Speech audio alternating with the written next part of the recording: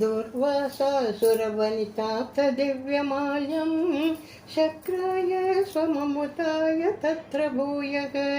नागेन्द्रप्रतिमृदिते शशापशक्रं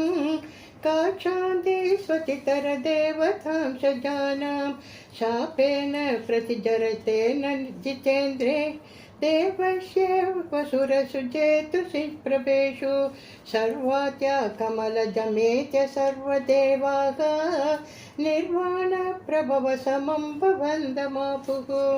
ब्रह्माद्यै स्तुतमहिता चिरं तदानीं प्रादुष्यं वरदपुरपरेण दाम्ना हे देवादितिचकुलै विधाय सन्धिं पीयूषं परिमततेति पर्यशास्त्वं सन्धानं कृतवति दानवैसुरौगे मन्दानं नयति मदेन मन्दरात्रिं ब्रह्मेऽस्मिन् वरदमिवोद्वहन् खगेन्द्रे सद्यस्त्वं विनिहितवान् पयोदौ आदाय धृतमतवासुकिं वरत्रां पातोदौ विनिहित सर्वबीजजाले प्रारब्धे मतनविदौ सुरासुरैः साक्षाजासुं भुजगमुखे करोऽसुरारीणे क्षुद्राब्धौ क्षुभितजलोदरे तदानीं दुग्धाब्धौ गुरुतरभारतो निमग्ने देवेषु व्यतिततमेषु मत्प्रजैषीः प्राणैषी कमटतनुं कठोरपृष्ठां वज्रातिस्थिरतरकर्पणेन विष्णो विस्तारात्पतिगतलक्षयोजनेन अम्बोदे कुहरगतेन वर्ष्मणा त्वं निर्मग्नं चितिधरनाथमुन्निनेत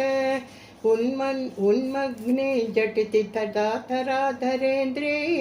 निर्मेतुर्दृढमिह सम्मदेन सर्वे आविश्य द्वितगतगणेऽपि सर्पराजे वैवश्यं परिशमयन्न विविधृताने